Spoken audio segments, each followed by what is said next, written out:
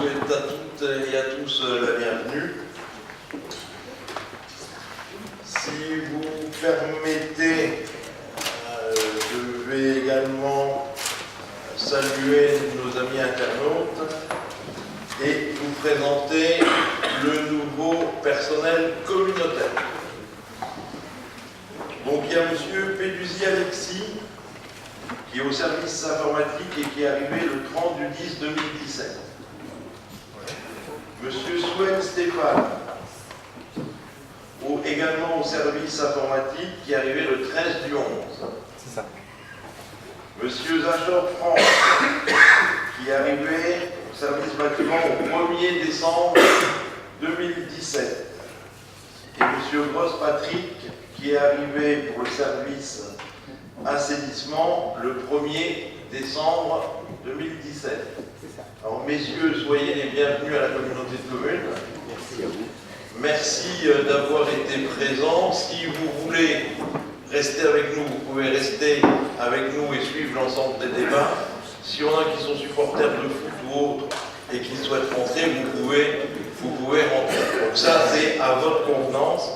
Mais en tous les cas, merci d'avoir été présents ce soir et je vous souhaite de pouvoir tous travailler correctement dans un bon climat, avec du matériel et avec tout ce qu'il vous faut à la communauté de communes. En tous les cas, nous, on a besoin de vous, que ce soit dans tous les services, mais en particulier dans ceux qui sont présents ce soir.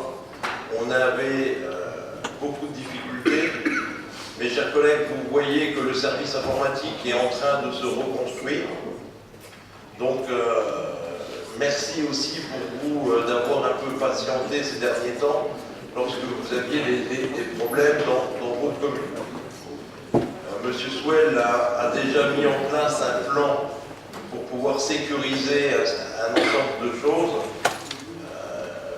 Donc, certaines de ces actions seront mises en œuvre, certaines avant la fin de l'année et les suivantes dès le budget 2018. Voilà.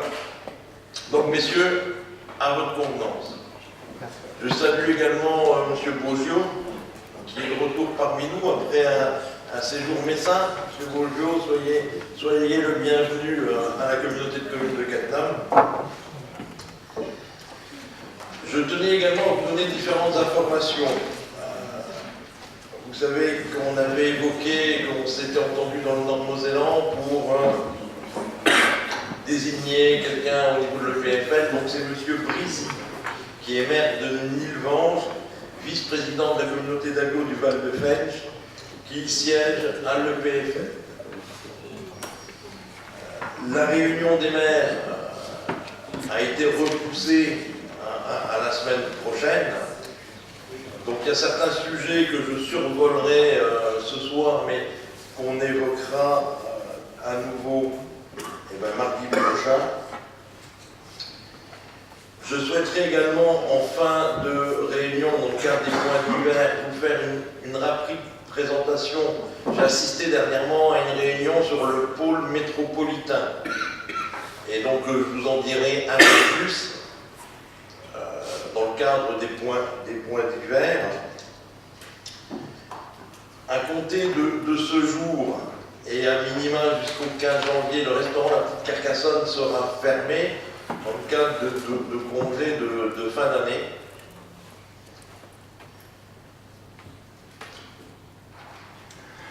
Je voulais également vous dire que j'ai écrit au président de Europort pour demander qu'on revoie les critères de cotisation. Pour mémoire, nous avions entériné ici à la communauté de communes de Cattenom que dans les critères de cotisation ne rentrait pas seulement en ligne de compte le nombre d'habitants, mais aussi le potentiel fiscal des EPCI. J'ai demandé, j'en avais parlé à mes collègues présidents des EPCI, de supprimer ce point dans le cadre du calcul de nos contributions. Il n'y a pas de raison, après tout, que certains EPCI doivent payer plus suite aux problèmes problématique du pôle, du potentiel fiscal, d'autant plus qu'aujourd'hui, c'est encore pas clairement défini si c'est les territoires qui auront les infrastructures qui vont garder ou pas l'ensemble des retours de taxes et autres. En tous les cas, sachez-le si vous en entendez parler. J'ai également le plaisir de vous remettre et d'avoir remis à la place de chacun et chacune ce magnifique livre de Mehdi Lalaoui, Les Poilus d'ailleurs, qui fait suite au court-métrage qui avait été présenté lors des cérémonies du mois de novembre, en hommage à la guerre 14-18 et aux poilus. Et je remercie encore Mathieu et les services de la communauté de communes, ainsi que M. Lalaoui et M. Escom, qui a fait ce CD, cette mise en musique, avec les paroles et des paroles écrites par les gamins du collège de Cattenom. C'était un superbe partenariat.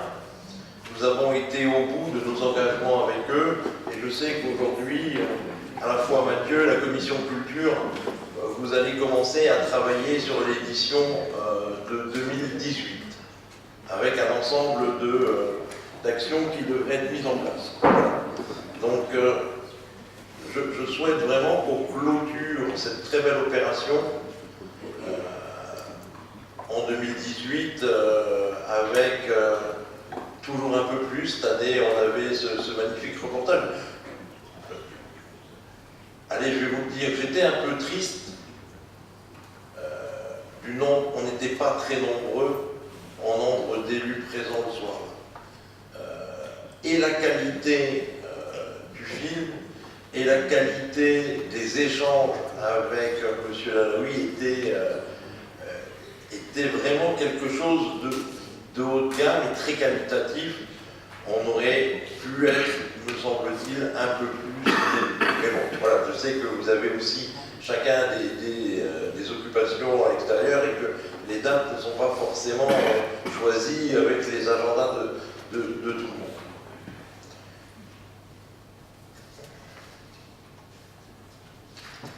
Je voulais également évoquer avec vous la réunion qui s'est tenue ici sur les rythmes scolaires. Donc, d'après le retour de Gérin, tout s'est bien passé et nous allons mettre en place sur l'ensemble du territoire la semaine de 4 jours à la rentrée de septembre 2018. Et a priori, il y a un accord général pour laisser à minima 1h45 aux enfants sur le temps de midi. Voilà. Donc, ceux qui voudront aller à 2 heures pour des problématiques de bus ou autres pourront le faire, mais il a été convenu que 1h45 sera le minimum. C'est tenu une commission, alors la commission intercommunale des impôts directs. Vous savez, ça concerne le foncier des entreprises. Alors, ce que j'ai découvert, c'est qu'il y avait un coefficient de localisation. Donc il y a une échelle qui va de 1 à 6, et sur le territoire de la communauté de communes, on a nos 20 communes qui sont divisées avec des coefficients allant de 1 à 3. Donc la commission de ces impôts, enfin la commission communale des impôts indirects, on va travailler en 2018. Bien sûr, on va associer l'ensemble des communes. C'est déjà vos représentants, mais je rebouclerai la chose aussi avec les maires. De manière à ce que chacun, aussi des délégués ou des représentants des communes siégeant au sein de la commission, on parle tous le même langage. Pour vous donner un ordre de grandeur, suivant la commune sur laquelle on est, la valeur du foncier de l'entreprise est complètement différente. Avec une commune où le coefficient est de 1, et sur le territoire, donc certaines communes ont des coefficients x3. Voilà. Donc voir si on arrive à remettre un peu, comment dire, lien le plus équitable possible sur le territoire. En tous les cas, ce travail se fera avec ça. Vous savez qu'on a lancé également avec GFI l'optimisation des bases fiscales. Donc ces travaux vont démarrer mi-janvier. On a demandé à chacune des communes qu'ils nous donnent un référent, ou plusieurs sur la commune. Donc aujourd'hui, il doit y avoir encore 3 à 4 communes qui ne nous ont pas donné de référent. Alors ceux qui sont curieux de savoir si leur commune est concernée pourront faire la demande à Olivier.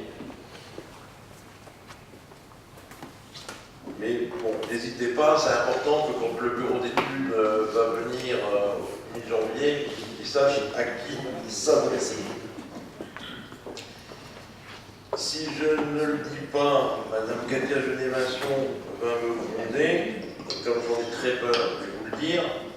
Vous avez pu voir, ou vous pourrez voir dans le hall en bas, un ensemble de paniers sur les tables. C'est les compositions que réalise l'Office de tourisme et qui sont en vente à l'Office de tourisme. Et la semaine prochaine, vous aurez un catalogue avec un listing de l'ensemble de ces produits et leur coût. C'est bien ça, Katia. Donc n'hésitez pas après à regarder un peu ce qu'il en est, si jamais certains ont encore quelques cadeaux de fin d'année ou autres. N'hésitez pas. Je vous rappelle que la cérémonie des vœux aura lieu le 16 janvier. Ici à Cattenom, le concert de Nouvel An le 21 janvier, toujours ici à Cattenom.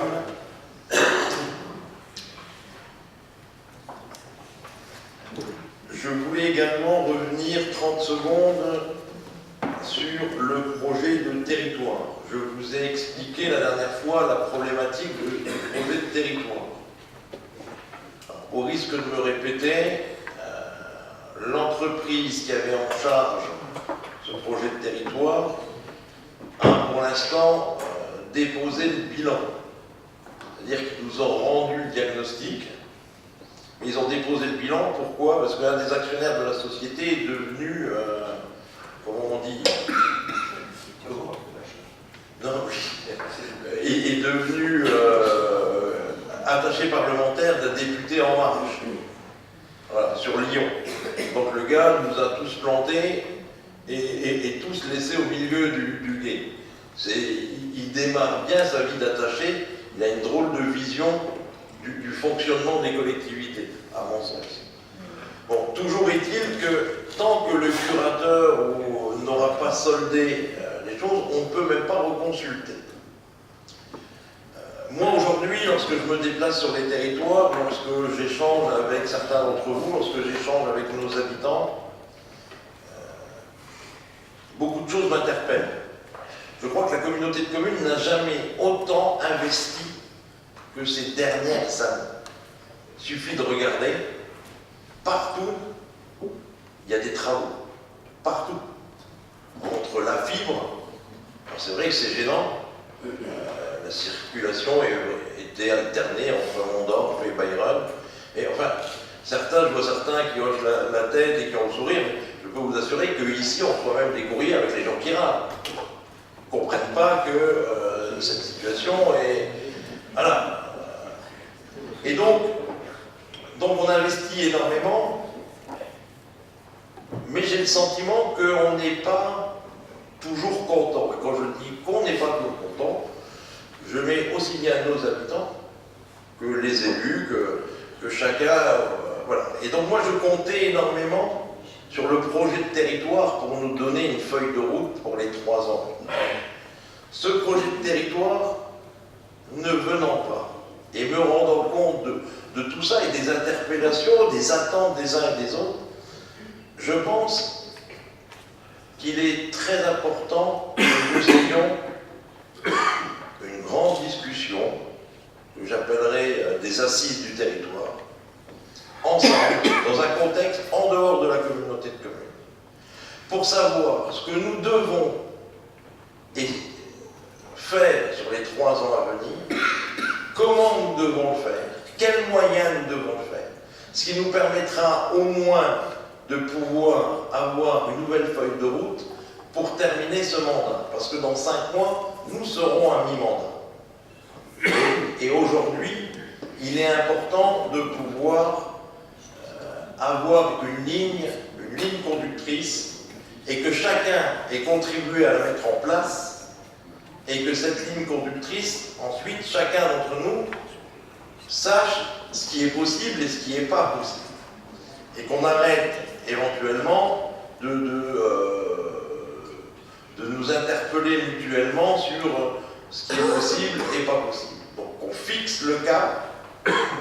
Donc tout ça se tiendra au mois de mars. Ce que je vais demander au vice-président, c'est que chacun m'associe en février dans une de leurs commissions sur lesquelles nous débattrons des compétences et des thèmes de la commission afin de préparer cette journée au mois de mars. Donc je vais demander au service j'imagine pouvoir la faire à Volcrange. Il y a des salles de réunion, il y a un ensemble de choses et ça nous sortira un peu du contexte. Est-ce que si nous faisons ça un samedi, est-ce que pour vous, un samedi, c'est possible? Et est-ce que c'est comme ça? Est-ce qu'on pourra toucher le maximum de monde? Oui? Une majorité, le samedi, c'est possible. Parce que je sais que beaucoup d'entre vous travaillent la semaine. Comment? Oui, la date, vous l'aurez assez tôt. Je pense qu'avant le 15 janvier, vous aurez la date. Voilà, donc nous ferons ces assises que j'appellerai assises du territoire et nous débattrons afin de tracer cette route pour les 3 ans à venir en attendant l'aboutissement du projet de territoire. Il me semble important que cela soit fait et que cela soit calé. Voilà pour ce que j'avais en gros à dire en préambule. Je salue Madame Pfeiffer qui est notre fidèle spectatrice de nos débats communautaires. Il nous faut désigner un ou une secrétaire de séance. Mathieu, je te remercie. J'ai en ma possession, je crois, 3 procurations. Donc, M. Hervé Roult a donné procuration à M. Bernard Zenet. M. Vigneron-Olivier a donné procuration à M. Roland Balserzac. Mme Elisabeth Spielmann a donné procuration à votre serviteur. Voilà. Est-ce que quelqu'un d'autre est en possession d'une procuration? Non. Donc nous pouvons commencer. Le point numéro 1 concerne l'approbation du compte-rendu du Conseil communautaire du 10 octobre 2017. Est-ce que vous avez des questions sur ce compte-rendu? Pas de questions, je vous remercie. Le point numéro 2 concerne des décisions que j'aurai prises sur la période du 7 août au 6 novembre dans le cadre des délégations que vous m'avez accordées. Pas de remarques, pas de questions. Je vous remercie. Le point numéro 3 concerne des décisions qu'a pris le bureau communautaire dans le cadre de ces délégations le 19 septembre 2017. Des questions, des remarques? Pas de questions, pas de remarques.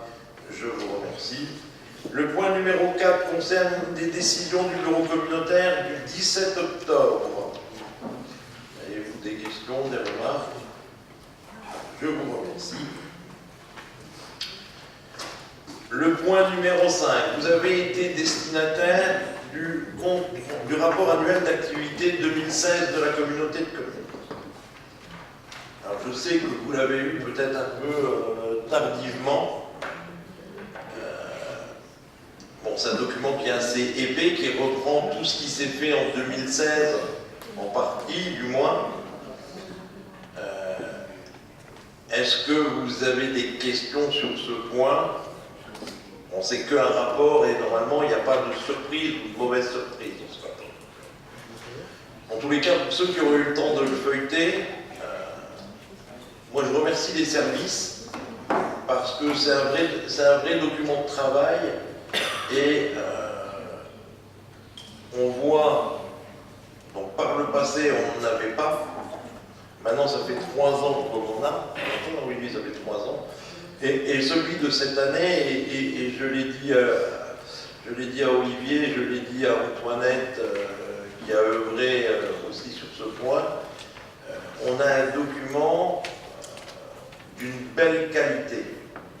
Donc, Olivier remercie l'ensemble des gens qui ont contribué à la réalisation de ce document. Donc, si vous n'avez pas de questions par rapport à ça, je vous remercie. Donc, on voit acte. Le point numéro 6, c'est un sujet qu'on a évoqué plusieurs fois, c'est-à-dire qu'on avait décidé d'ouvrir nos commissions aux suppléants.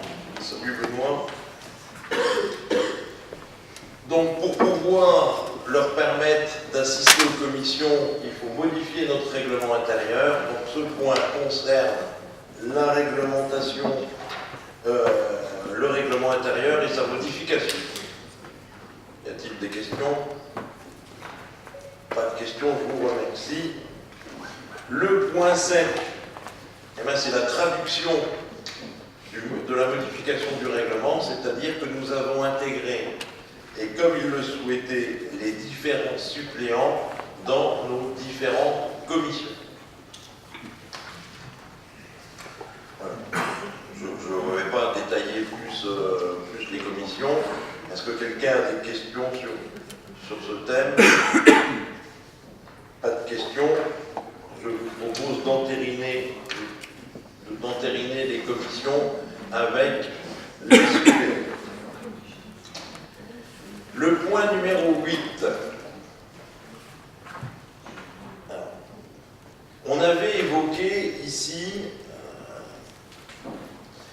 parce que la région Grand Est avait lancé un système de fonds FEDER sur de l'urbanisme durable. On se demandait quelles étaient les conditions pour que les communes puissent en bénéficier. Donc, suite à nos remarques, j'ai écrit à la région Grand Est. Ce point de règlement ont été adressés. On a recontacté les communes pour leur demander s'ils avaient des projets qui rentraient dans le cadre de...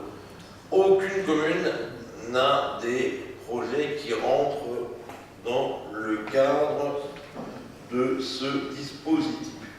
Donc la question que je vous pose ce soir, c'est éventuellement d'engager ou pas un nouveau débat et de savoir si on se positionne avec la région Grand Est sur ce sujet.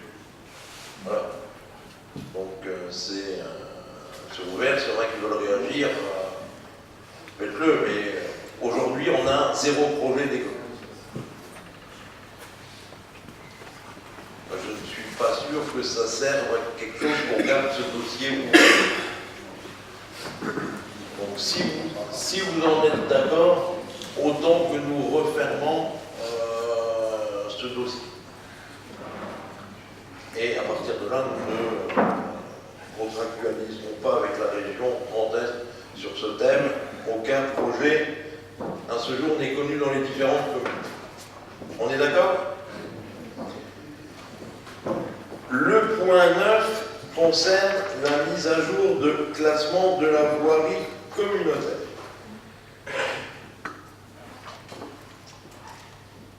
Ce point est passé en clair. Alors, je vous explique en 2 mots de quoi s'agit-il. Il s'agit d'une voie de liaison, qui aujourd'hui, avant la délibération, qui est une voie de liaison qui est à Étangerand, qui est à la sortie entre Zeutriche et le CTE, et qui surplombe le pont SNCF. Et la deuxième voie qui est évoquée, c'est la voie de liaison qui va de Zoufgane à Dublange au Luxembourg, et qui surplombe avec le pont l'autoroute A31. Aujourd'hui, si la communauté de communes garde ces deux voiries, s'il y a un problème sur un de ces ponts, c'est la communauté de communes qui doit les entretenir et les refaire, avec les problématiques que cela va engendrer. Si sur le pont de la SNCF, il faut couper les points à un moment donné, ça voudra dire peut-être dédommager SNCF et autres, même chose sur la 31. Donc, ce qui vous est proposé, c'est de déclasser ces voies, que ces voies ne deviennent plus et ne restent plus des voies de liaison, qu'elles deviennent des voies communales. Pourquoi? Parce que la commune de Étanges-Landes et la commune de Zougane, n'ayant pas suffisamment de moyens et de budget, dans ce cas-là, la loi dit que c'est l'État qui refera les ponts. Voilà, le gestionnaire qui refera les ponts. Voilà, donc moi je vous propose d'accepter que nous déclassons ces deux voies de liaison et les rendons à la commune de Étanges-Landes et à la commune de Zougane. Cela nous évitera sûrement des frais très importants à l'avenir.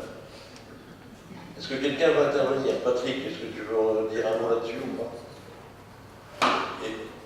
Ce qui est sûr, c'est qu'on a un intérêt direct à rendre ça aux communes, en considérant en plus que pour les deux communes, on va calculer, enfin c'est calculé, c'est la CAC qui reprendra ça pour que les charges soient transférées. C'est-à-dire que tous les travaux qui ont été prévus d'être faits sur les voies de liaison seront basculés pour la commune. Ça sera chiffré et la commune retouchera ça d'une manière indirecte. Donc c'est juste pour équilibrer, pour devoir entretenir des ouvrages tels qui engageraient énormément d'argent. Parce que tu disais tout à l'heure que la SNCF demanderait peut-être des indemnités. La SNCF demandera des indemnités, c'est sûr. Comme l'autoroute demandera des indemnités, voire nous fera faire des travaux avec une telle complexité que les montants vont être extrêmement importants. Voilà. Voilà, donc c'est vrai que Patrick et moi, on s'est un peu trompé, c'est pas la SNCF, c'est RFF. Parce que c'est un réseau ferré de France. SNCF, tout le monde comprend. Oui. Michel, en tant que président de la CLEC, est-ce que tu veux rajouter quelque chose là-dessus? Il y a un point après, on y reviendra. D'accord. Voilà. Est-ce que vous avez des questions sur ce transfert? Non. Oui, M. Droit, appuyez sur... Alors, attendez, le 17, c'est qui? Alors, là c'est M. Grelich. Voilà. Voilà. Bon. Oui, j'ai quand même une question par rapport à ces ponts. Parce qu'actuellement, au niveau d'Étanges, il y a des ponts qui sont communaux et c'est nous qui engageons quand même les travaux et qui les prenons en charge. Jusqu'à présent, ça n'a jamais été pris encore par quelqu'un d'autre. C'est-à-dire C'est-à-dire des travaux encore l'année dernière qui ont été engagés dessus, ils ont été à la charge de la commune. mais des travaux sur quelle route? Par exemple, le pont qui donne, par exemple, SNCF qui donne sur le stade, du stade des Carrières, par exemple, la charge a été prise sur le compte de la commune. Oui, mais c'est pas le pont que vous avez fait, vous avez fait la route de roulement. Là nous, on parle de l'infrastructure des ponts. On parle pas du macadam ou du bitume. Non, je ne parle pas du macadam. Par exemple, je sais que là, dans les 2-3 ans, on doit engager 30 000 € pour s'assurer simplement que la structure est conforme. Alors c'est pour ça, ça me surprend un peu vos propos. Pascal, je souhaiterais que vous ayez raison. Hein. Pascal, est-ce que vous avez une réponse là-dessus? Technique ou... Là, il y a eu une jurisprudence entre 2000 et 2010 qui avait mis à la charge du gestionnaire de la voie portée l'entretien de toute la structure d'un ouvrage d'art. Ça a été revu récemment, mais justement avec la clause fiscale. Donc, si vous avez un pont où c'est pas vous qui avez la voie en dessous, il faut vous retourner contre celui qui a généré la création du pont pour tout ce qui est entretien, structure, etc. Ça, le texte est sorti il y a quelques mois. Là, Oui. Donc aujourd'hui, c'est un texte de loi qui vous permet et qui a fait jurisprudence, si ce pont, qui est un pont SNCF, comme le dit Pascal, je traduis, c'est pour permettre le passage des trains. Donc la commune doit saisir SNCF et c'est à la charge de SNCF. D'accord. Voilà. Et donc ce texte de loi est sorti, il y a quoi, il y a 6 mois. Oui, il est assez récent, hein. Et c'est pour ça qu'on a voulu sauter sur l'occasion, parce qu'auparavant, c'était pas le cas. C'était à charge de la collectivité, ou commune, ou communauté de communes. Et donc depuis cette sortie, depuis 6 mois, et ils ont mis dedans une clause fiscale, le potentiel fiscal. Et comme Étangende et Zouguen, nous n'avons pas le potentiel fiscal qui est donné dans le cadre de cette loi, il y a vraiment peu de chances que c'est à nos frères à venir. Ou alors il faudrait qu'on trouve ou du pétrole à Zouguen ou à Étangende, mais à ma connaissance aujourd'hui, on se dirige pas vers ça. Okay. Donc dorénavant, Roger, vous pouvez vous baser sur ce texte de loi pour même le pont des carrières ou quoi, demander à SNCF d'intervenir. D'accord, merci. Est-ce que quelqu'un a une autre question sur ce thème? Oui. Alors c'est qui devant? Ah, pardon, je t'ai pas vu, putain. Vas-y. Oui, l'autre jour, on a un réunion crête, on a parlé de Zouguen, un tronçon de 7000 et quelques mètres. C'est pas la même chose? Si, c'est ça. Des mètres carrés. C'est Ah, ça. c'est des mètres carrés. Ah, ok. Donc c'est vous qui fait à peu près. Parce que j'étais même étonné une fois là qu'on n'avait pas mis 7000. On a revérifié après, Ah, ça c'est ne fait pas ce total de l'emprise de la voirie. Ouais, c'est à peu près 1500 mètres et à peu près 5 mètres de large. Ouais, parce qu'on avait dit que c'était 7000 Oui, oui. quelques mètres. Ça Et faisait dans le tableau, il y a les deux, il y a mètre linéaire et mètre carré comme ça. Autre question sur ce point? Une fois, deux fois, trois fois. Donc on peut passer au vote. Qui est contre? Qui s'abstient? Je vous remercie et je passe la parole à Michel Chili.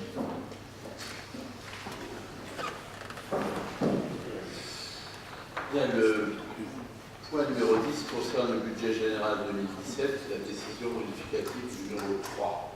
Cette décision modificative numéro 3 du budget général s'équilibre en dépenses et en recettes à la hauteur de 0 € pour la section de fonctionnement et à la hauteur de 708 000 € pour la section d'investissement. Dans le détail, la section de fonctionnement, nous avons un ajustement de crédit qui s'explique par l'augmentation des crédits pour l'entretien des véhicules des ordures ménagères, pour une somme de 10 000 €. Des régularisations ont également été effectuées, régularisation d'articles budgétaires ou de fonctions sans incidence financière sur les articles 61 551 et 61 558. Et enfin, ces diminutions s'équilibre par la diminution des dépenses d'imprévues. Pour la section d'investissement, l'ajustement des crédits s'explique par l'augmentation de crédits ou l'autorisation de programme numéro 4, aménagement numérique. Donc, suite au lancement des plaques pour les communes de Étangende et de Rodemack qui viennent augmenter le nombre de crédits. S'explique aussi pour la mise en place d'une vidéosurveillance à la citadelle de Rodemack et pour les travaux de maîtrise d'ouvrage délégués.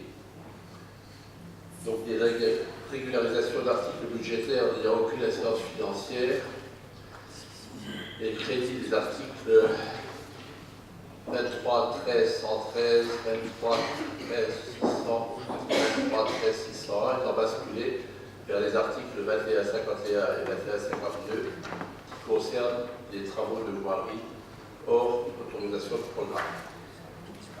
Enfin, ces ajustements de crédit s'expliquent aussi par des ajustements de crédit pour les travaux qualitatifs de voirie qui ne viennent pas augmenter l'enveloppe de cette autorisation de programme, c'est l'AP2. Et l'équilibre de cette section s'observe par la diminution des dépenses imprévues et par l'inscription de recettes qui proviennent de la maîtrise d'ouvrage délégué.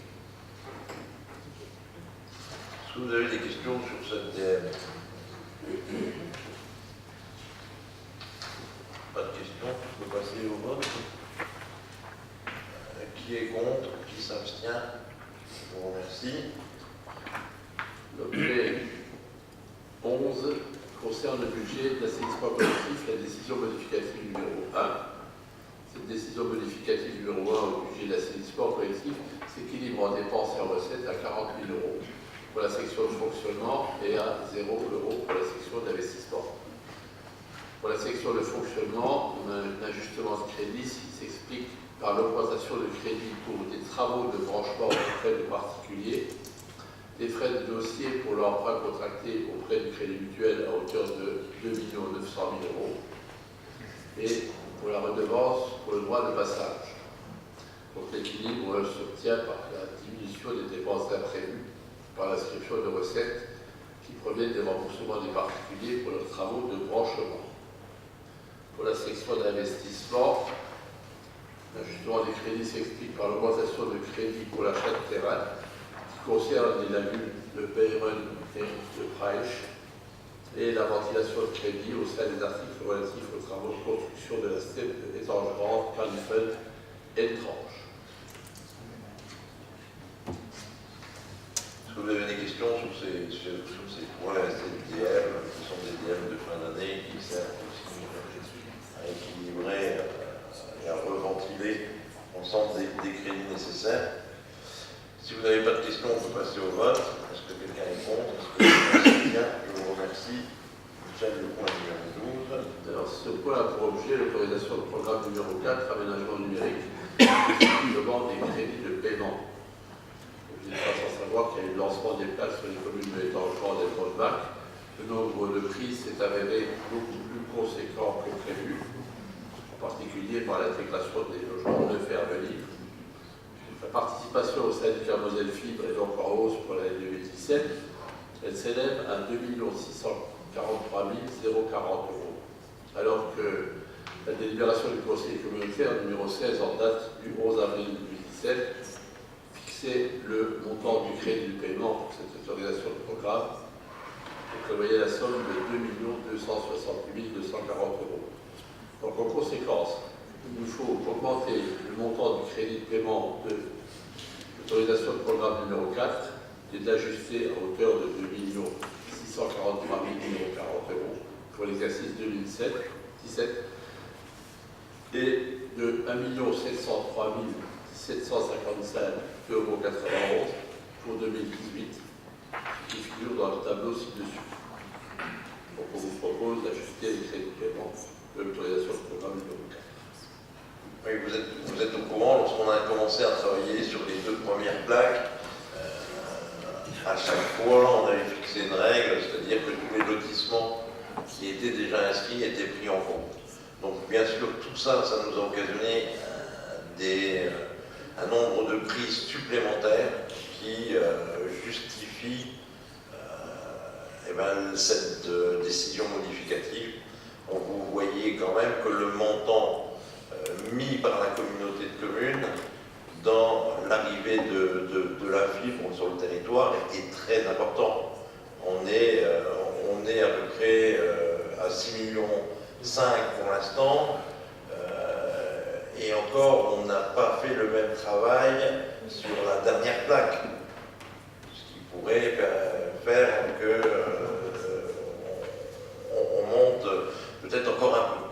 En tous les cas, c'est un service qui est attendu. Les gens ne le savent pas assez, mais 66% du coût des prises sont payés par la communauté de communes de Gatineau, par votre communauté de communes. Donc,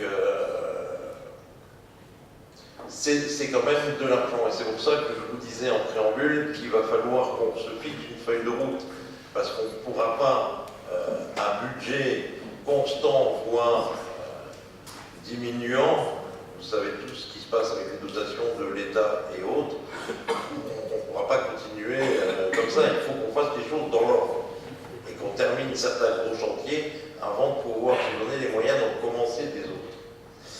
Voilà, donc sur ce point, sur cette DR, pas de question. Vous avez toute l'explication, je trouve que c'est très clair. Donc qui est contre, qui s'abstient, je vous remercie. Le point suivant, Michel.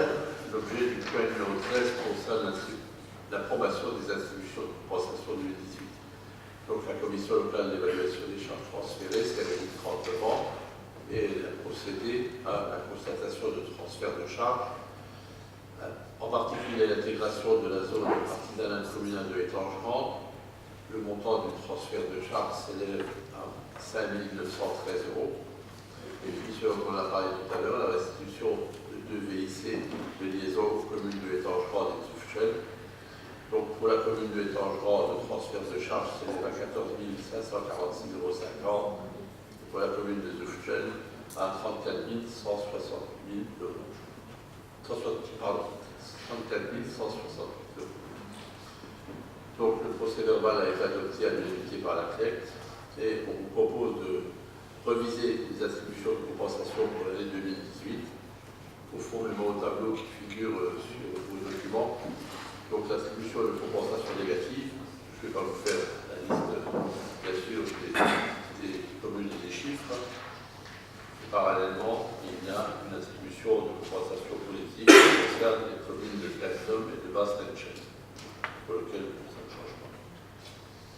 Voilà, donc le compte rendu de la CLEC, vous l'aurez, vous serez envoyé en mairie prochainement, le temps de le saisir.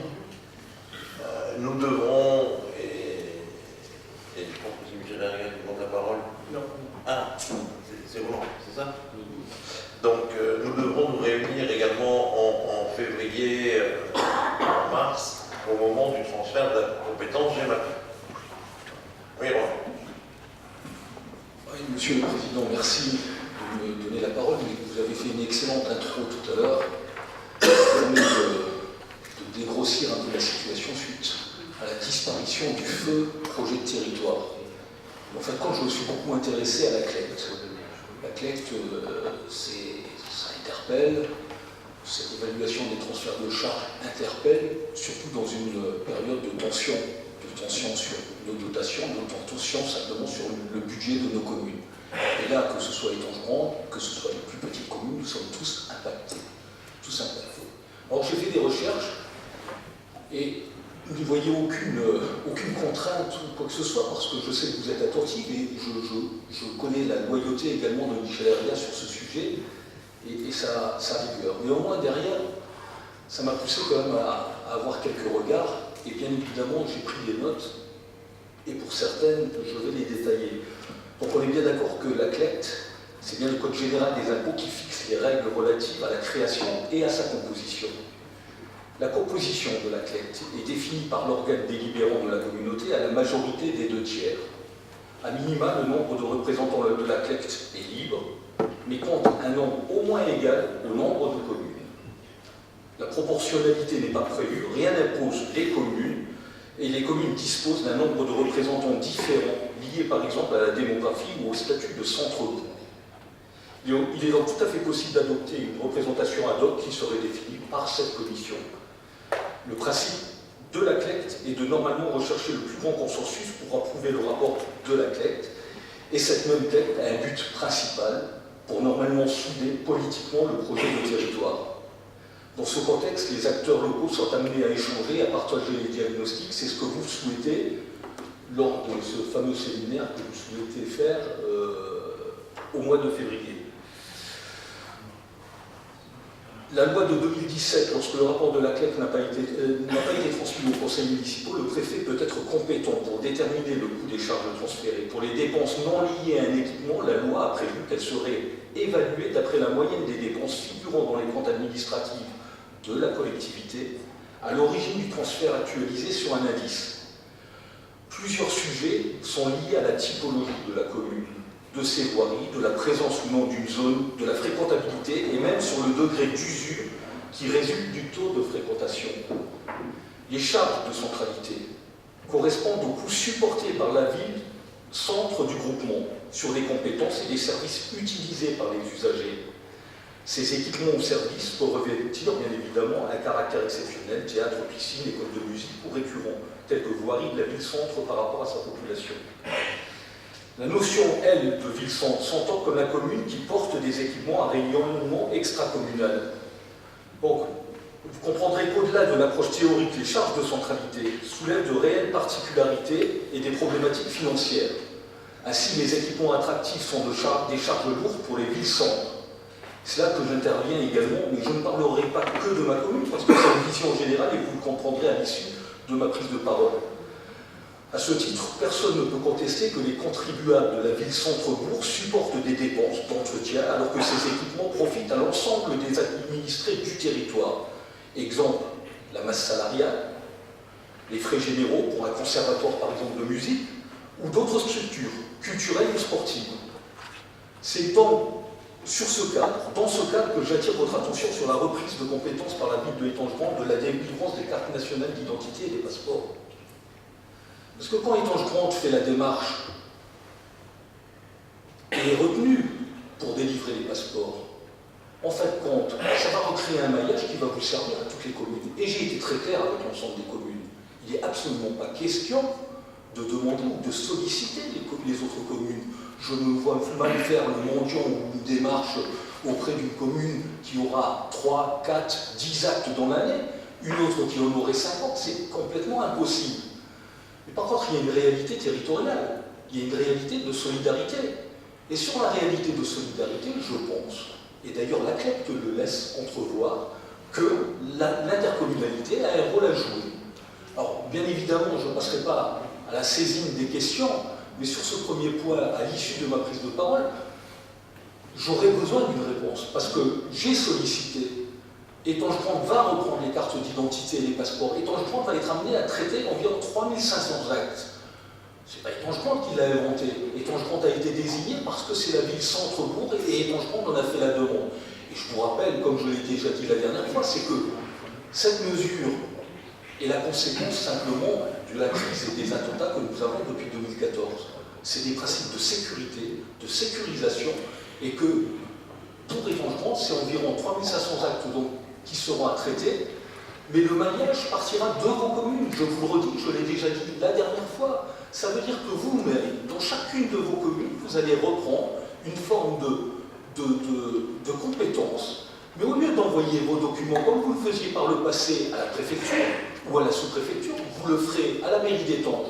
Et bien évidemment, il y aura le principe des rendez-vous et il y aura l'esprit des actions d'un territoire. Alors, par comparaison, je n'irai pas chercher à Madame le maire de Berck. Ces administrés sont plus intéressés peut-être d'aller à Circuit.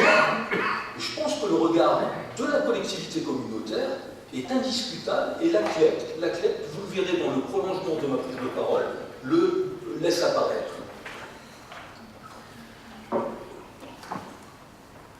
Je pourrais également parler bien évidemment d'autre chose sur les voiries d'intérêt, mais on va parler de l'avenir de notre commune, de notre territoire qui est très important. Vous savez très bien que, par inadvertance, un jour j'ai découvert que la halte ferroviaire d'Étanges-Grand était susceptible de déménager. Alors, ces plans qui étaient faits, j'ai été surpris, mon œil a traîné, et je comprenais d'autres choses derrière. Bien évidemment, au début de l'année, j'ai fait des démarches, et dans mes démarches, j'ai obtenu que la halte ferroviaire d'Étanges-Grand reste à Étanges-Grand. Et donc, de ce côté-là, elle est claire, bien que vous le savez aussi, Monsieur le Président, sur ce sujet, nous avons au moins un lien étroit, puisque nous avons une vision commune de l'intérêt de nos administrés. Je dirais que, si on était prêt à une époque de déménager la halte ferroviaire d'Étanges-Grand sur un village voisin, et d'y mettre un fort investissement, aujourd'hui, on ne se préoccupe pas, et vous avez 40% des administrés, de nos administrés, qui viennent à la halte ferroviaire et qui occupent la halte ferroviaire d'Étanges-Grand, mais personne ne se préoccupe ni du stationnement, ni des possibilités d'accès ou des voies de sortie pour désengorger simplement Étanges-Grand. C'est quand même une anomalie que nos collègues du Val de Fensch ont repris, puisque pour la halte ferroviaire d'Étanges-Grand, de Ucange, on a pris une décision de prolonger et d'agrandir un parking de 70 places. Vous voyez que je dis ça parce qu'il est important, parce que je sais la réponse. On va me dire, mais on n'avait pas la compétence. Je veux dire, on n'a pas plus la compétence pour faire le Citadel Trophée, hein. On n'a pas plus la compétence pour avoir la petite Carcassonne. À un moment ou à un autre, je crois qu'il faut être réaliste sur les besoins, parce qu'on est dans une société qui change. Quand on fait des voiries aujourd'hui, vous l'avez souligné tout à l'heure, on peut s'en flatter. Et effectivement, fort investissement, ça fait marcher les entreprises et autres. Vous êtes comme moi, vous regardez les informations, vous voyez bien le changement énergétique, les suites de la COP21, vous voyez bien les évolutions de nos véhicules. Tous les constructeurs aujourd'hui se mettent à chercher des procédés de carburant différents. Or, sur nos voiries, rien en matière d'alimentation électrique, rien en matière d'autres procédés, rien. C'est un peu dommage. Nos administrés, à un moment, quand ils regarderont ça, ils diront « vous avez fait du bon travail », mais à aucun moment, vous n'avez eu un regard sur l'évolution environnementale qui se déroule, grandeur nature, pas seulement au niveau national, mais au niveau du périmètre européen, au niveau du périmètre mondial. Je dirais que quand même, il y a un regard sur ce point-là qui, également, pourra faire partie du séminaire, et je crois qu'on fera au moins l'économie d'une société fantôme. J'aurais d'autres observations à faire, mais qui vont dans le même sens. Je dirais que dans toutes ces démarches que je souhaite véritablement essayer de regarder pour notre territoire, parce que toutes les communes souffrent, je l'ai dit, et on accuse assez l'État, c'est qu'à un moment, moi j'appelle ça un nouveau fléchage. Un nouveau fléchage budgétaire, et qui ne met pas à mal tout ce qui s'est fait, et surtout des réalisations. Parce qu'on ne va quand même pas terminer notre mandat en continuant à parler de l'abattoir. Ça fait depuis 2009 qu'on parle de l'abattoir, mais pour moi, les temps ont changé. Aujourd'hui, il y a des réalités qui sont celles de la mobilité transfrontalière particulièrement, mais plus largement celles de la mobilité sur notre territoire. Quand je me bats, moi, pour avoir un parking de covoiturage, quelle affaire! Un parking de covoiturage de 150 ou 200 voitures sur la nouvelle ZAC d'Étanges, j'ai entendu n'importe quelle absurdité. N'importe quelle absurdité.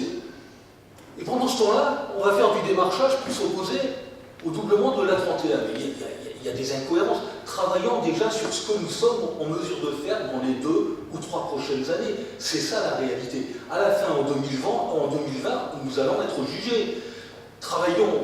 Et vous l'avez très bien fait, vous avez signalé l'investissement qui est fait sur le très haut débit, c'est un exemple, et nos administrés sur ce point-là vous remercient. Sur les voiries, sur la qualité de l'investissement, personne ne peut le contester. Ce sont des points forts. Sur les préoccupations des structures sportives, par exemple, on a des questions à se poser. Et vous le savez, nous travaillons sur l'avenir du Citadel Trophée. Pour moi, il est incontestable que la collectivité doit diminuer sa prise en compte de cette compétition. Elle doit la laisser à des investisseurs privés, parce qu'on n'est plus à une époque où on doit mettre des sommes astronomiques sur un sujet de ce type.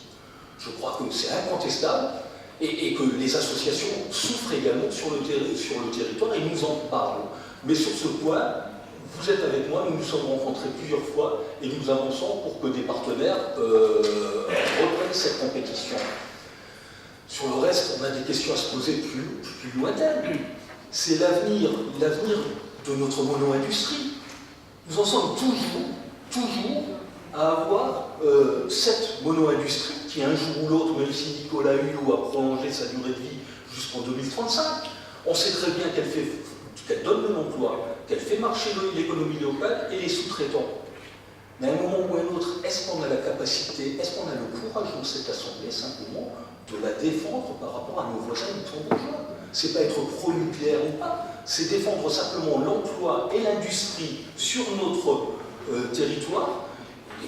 Et mieux, il ne faut pas être hypocrite, quand les luxembourgeois se livrent chez nous, honnêtement, arrêtons de s'abaisser à chaque fois dans ce domaine-là. Non, je crois qu'à un moment ou à un autre, sur notre territoire, et vous connaissez la loyauté d'Étanges Grange. Vous pouvez trouver, et je peux déranger, mais si je dérange et que nous avançons, j'en suis très satisfait. Et mon but à ce moment-là sera de continuer à déranger, mais d'être cohérent. D'être cohérent parce qu'il y a des réalités effectives dont on ne pourra pas se passer et nous serons jugés en 2020 ou en 2021. Donc, s'il y a une année supplémentaire, vous l'aurez bien compris. Je crois que cette philosophie, nous sommes nombreux à l'avoir, nous l'entendons parce que nous vivons des mêmes marques de fabrique.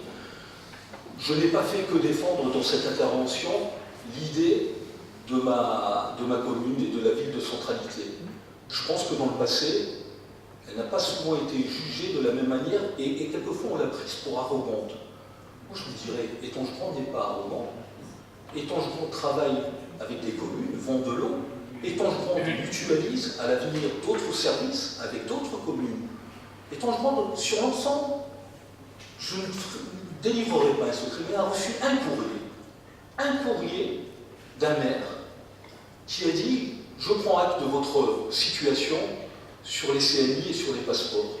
Je prends acte aussi de l'importance du sujet et je ne conteste pas votre demande. » Voilà, je ne vous n'en dirai pas plus parce que ce n'est pas à moi de délivrer ça.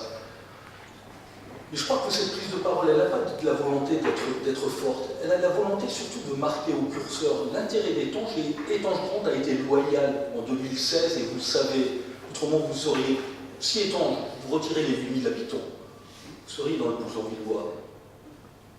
Il n'y aurait pas d'alternative. Étanges-Grand a été cohérent au même moment que vous.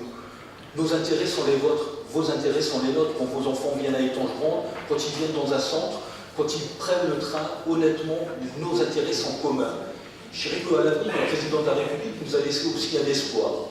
Un espoir peut-être fondamental de tranquillité pour les intercommunalités. Cette intercommunalité, cet intérêt collectif, il convient de ne pas le galvauder. Je dirais que c'est ce qui me semble le plus important. J'en terminerai avec cette prise de parole qui aura été longue et j'espère pas douloureuse. Je voudrais en finir avec les comportements amphiboriques qui consistent à être obscurs sur certains points, etc. Vous savez, le maire d'Étanges a une zone d'activité communautaire. Il n'a pas vocation juste à gérer les gens du voyage. La zone d'activité communautaire, je l'ai dit, elle se développera avec Étanges ou elle ne se développera pas. Mais vous savez aussi mon ambition, ma passion sur ce point-là. Elle ne cherche à blesser personne, à ne contester personne, mais simplement de respecter à la fois les élus étangeois, les administrés. Parce qu'en final, je vais vous dire quelque chose. En 2014, vous étiez comme moi. Il y a eu ce qu'on appelle un grand rendez-vous démocratique. Ça s'appelle tout simplement une élection municipale. Et dans cette élection municipale, il s'avère que, avec les gens qui m'entourent, nous avons été élus, largement. Donc, moi je ne prends pas la légitimité que mes administrés m'ont accordée. Je respecte l'ensemble des prérogatives de toutes les vice-présidences, mais je demande qu'on en fasse autant avec Étanges-Grand et je vous remercie. Moi, je ne vais pas rebondir évidemment sur toute l'intervention de Roland et je vais me contenter de répondre en tant que président de la CLEC. Je comprends qu'on peut ouvrir le débat sur le sujet que tu as évoqué. Simplement, pour le transfert de carte nationale d'identité, il n'y a, à ma connaissance, pas eu de transfert de charge entre les communes et l'intercommunalité. C'est l'État qui a transféré une partie de cette activité d'abord aux communes qui en ont fait la demande, et qui n'a pas transféré l'argent qui allait avec, qui ne s'applique pas à lui-même, qui nous demande d'appliquer dans le cadre de la CLEC entre la communauté de communes et ses propres communes. Voilà, sur ce point spécifique-là, il n'y a pas de transfert de compétences effectif entre l'intercommunalité et la commune qui justifierait qu'on saisisse la CLEC.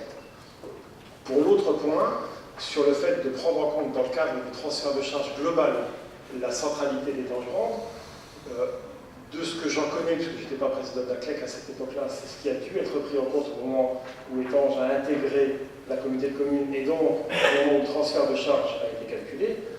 On peut ouvrir le débat et éventuellement rediscuter de ces points-là. Moi, je ne suis fermé à rien, mais les éléments sont compliqués à trouver maintenant par rapport à la décision qui a été prise en 2003. Ou 2000. 2007 pour l'entrée des détention. Voilà. La CLECT a été créée parce que cette Assemblée a décidé de mettre en place une fiscalité professionnelle unique. La conséquence de cette décision de mise en place d'une fiscalité professionnelle unique a été la création d'une CLECT. C'est un cadre législatif clair, et dans ce cadre-là, comme tu l'as si bien signalé, les décisions de la CLECT sont prises, la Commission propose, le Conseil communautaire prend une délibération, et qui doit être prise de façon concordante par les conseils municipaux des communes concernées par les modifications et transferts de charges, et sous l'œil de la préfecture. Il y a peu de marge de manœuvre sur les interprétations de la CLECT. Oui, Monsieur le Président, j'entends Michel Algade. Il y a un élément qui est oublié. La CLECT laisse une liberté politique. Elle laisse une liberté politique. La chose qu'on recherche. Il y a une autonomie en dehors de la CLECT. Mais les discussions peuvent être budgétaires et regardées, observées avec objectivité. J'irai plus loin. C'est là que je vais vous saisir d'une certaine manière, Monsieur le Président. Parce que je crois qu'il faut toujours laisser un degré d'ouverture et que notre but est de réussir l'évolution de notre territoire. On a des réflexions profondes à avoir sur l'avenir de nos corps de nos centres de secours, l'avenir des services de sécurité, l'avenir des soins, l'avenir des écoles. Les cartes nationales d'identité et des passeports, honnêtement, c'est un faux débat. C'est un faux débat parce que de toute façon, l'étrange ne se préoccupera de personne. S'il faut le faire, on le fera, on l'assumera, et tant pis, c'est comme ça. Moi, je suis fier de rendre de nouveau un service aux administrés. Néanmoins, à la fin de cette prise de parole, vous allez demander un vote. Dans ce vote, je pourrais solliciter les élus étangeois et dire, et encore, ils auront le choix ce soir, mais ils auront le choix également au conseil municipal, parce qu'en fait, quand les autres élus n'ont pas été sollicités, je pourrais dire, nous votons contre. Bloquer un système, bloquer une réflexion, alors que je le disais, je le souligne, Michel Algade est loyal. Le président regarde également la situation. Je n'ai pas d'intérêt à demander un blocage. L'abstention. L'abstention serait aussi une solution de précaution.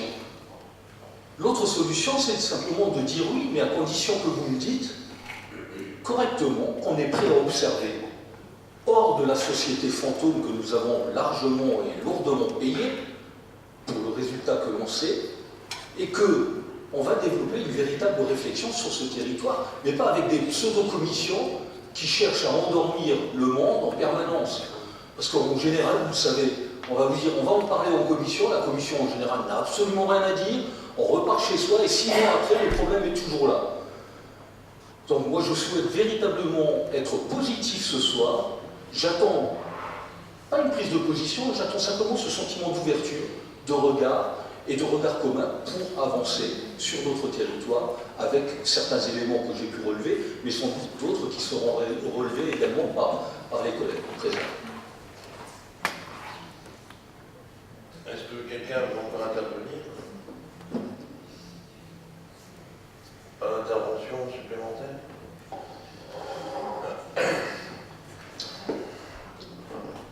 Bon, Roland, tu as beaucoup parlé. Tu as dit beaucoup de choses.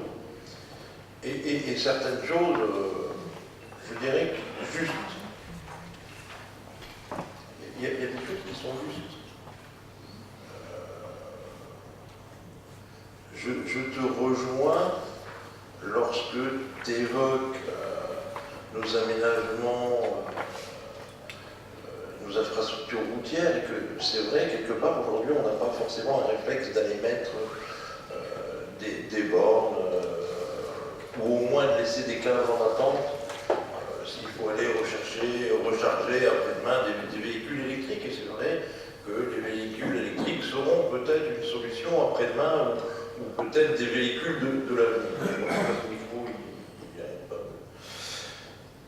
Donc là je peux te rejoindre, et je pense que tes propos ont également interpellé Patrick Belli sur le fait de comment envisager le futur dans ce domaine-là, ou au moins de prévoir. Jusqu'à présent, on avait avait toujours essayé de prévoir. On avait essayé de prévoir la fibre en mettant à l'époque déjà des gaines supplémentaires. C'est vrai que sur ce point, on peut regarder. Tu as évoqué un ensemble de sujets techniques, comme la clé. Moi, je ne suis pas en capacité de te répondre comme ça sur tout ce qui a été dit. C'est certain. Mais je pense que par rapport au texte dont tu fais référence, ou différentes choses, on peut regarder. Je crois qu'il faut savoir écouter et on peut regarder. Après, il y a des sujets qui vont aller pile dans ce que je ressens d'une manière générale. Et la tenue de notre discussion franche, loyale, qu'on devra avoir à travers ces assises du territoire. Oui, c'est vrai, il y a des problématiques de la mobilité. Oui, il y a des problématiques des stations. Oui, il y a la problématique des pistes cyclables. Oui, il y a la problématique des aménagements qui sont des fois pas forcément même sur nos voiries spécifiquement. Aujourd'hui, bien souvent, les instances autour de la communauté de communes demandent sans arrêt un ensemble de financement ou de compléments de financement de la communauté de communes. Et je crois qu'à un moment donné, et j'espère qu'au mois de mars, comme ce projet de territoire pour l'instant n'a pas abouti pour les raisons que je vous ai données, la société n'est plus fantôme, elle n'était pas fantôme. La société a été payée pour établir un diagnostic, le diagnostic, on l'a. C'est-à-dire qu'elle n'a pas touché d'argent pour un travail qu'elle n'aurait pas fait. L'après-diagnostic, ça aurait été d'autres versions. Donc, j'espère et je souhaite, parce que c'est très compliqué à chaque fois de revenir sur les mêmes questions. C'est lassant, c'est ennuyeux pour tout le monde. C'est gênant pour les habitants qui ont le sentiment de ne pas avoir de réponse. Moi, je pense qu'il va falloir, et ce que moi j'attends au mois de mars, c'est qu'on ait une discussion transparente avant le vote du budget sur ce qu'on doit faire, comment on peut le faire, et comment on doit le faire, et jusqu'où aller. Je veux dire, tu as évoqué le ferroviaire des enfants, mais j'essaye de ne pas parler sans en être trop sûr. Mais je crois qu'au fond de ma tête, un ensemble de l'extension du parking de la halte ferroviaire des Tormandes a été financé en partie, ou une petite partie, par la communauté de communes de Bordeaux. Donc c'est bien la preuve que la communauté de communes a su, à des moments, faire ce qu'il y avait à faire. La halte ferroviaire à Volmerange-les-Mines a été financée en partie, voire en totalité, avec un partenariat de la région et autres, mais par la communauté de communes. Donc la communauté de communes, sur des projets qui peuvent être structurants, sait se mobiliser. Simplement, la seule chose qu'il faut, c'est que les règles soient définies en amont. Moi, en tant que président, j'ai qu'un seul objectif, c'est que l'ensemble de nos communes soient traitées toutes sur le même pied d'égalité, avec leurs particularités, avec les communes de centralité, les plus petites, mais qu'elles soient toutes traitées. Donc ça, c'est la seule chose qui m'importe. Donc, nous pourrons voir ça au mois de mars, et ça rentrera pile poil, je pense, dans le thème de notre réflexion. Et après, où je suis complètement pas d'accord, mais tu vas sourire et tu sais pourquoi. Je veux dire non, Roland, tu te trompes. sans étangement, nous ne serions pas avec le blouson lillois. Sans étangement, la communauté de Cantal faisait plus que 15 000 habitants. Et lorsqu'on voit comment le préfet de région a organisé les choses, même Boulay, si dans un dernier souffle arrivait passer la barre des 15 000 habitants de quelques habitants, le préfet s'était engagé à ne pas les faire fusionner. Donc voilà, si Étangerand est ici, c'est bien parce que les deux ont voulu, les deux l'ont souhaité. J'étais toujours un défenseur de l'arrivée d'Étangerand au sein de la communauté de communes. Et moi, je crois qu'aujourd'hui, on doit prendre ça comme une force et qu'on doit travailler ensemble pour le faire. Après tout, ça ne fait que 10 ans que nous évoluons ensemble. Je rappelle, ça ne fait pas des années et des années qu'on travaille ensemble avec la communauté. Donc, il faut des fois aussi, on a peut-être le sentiment de donner l'impression qu'on avance doucement, mais ce qui est important, c'est qu'on avance et vraiment, au mois de mars, on aura les réponses. Monsieur Belli, de par notre règlement, je ne peux plus vous donner la parole. Voilà. On avait dit que je clôturais les interventions pour éviter qu'à chaque fois il y ait. Donc, on va, si vous voulez bien l'appliquer. Donc, si vous voulez bien, on peut passer au vote. Alors, sur ce point, qui est contre? Qui s'abstient?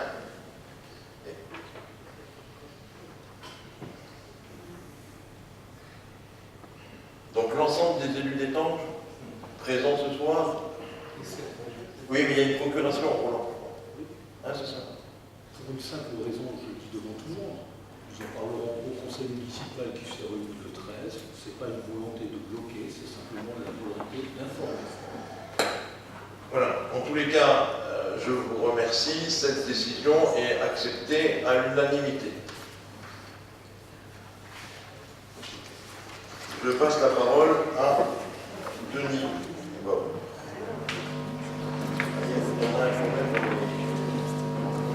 C'est votre micro, monsieur.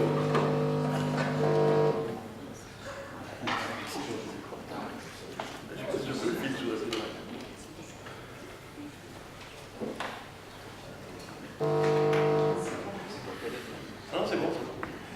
Merci, Monsieur le Président. Il faudra changer le micro numéro 6.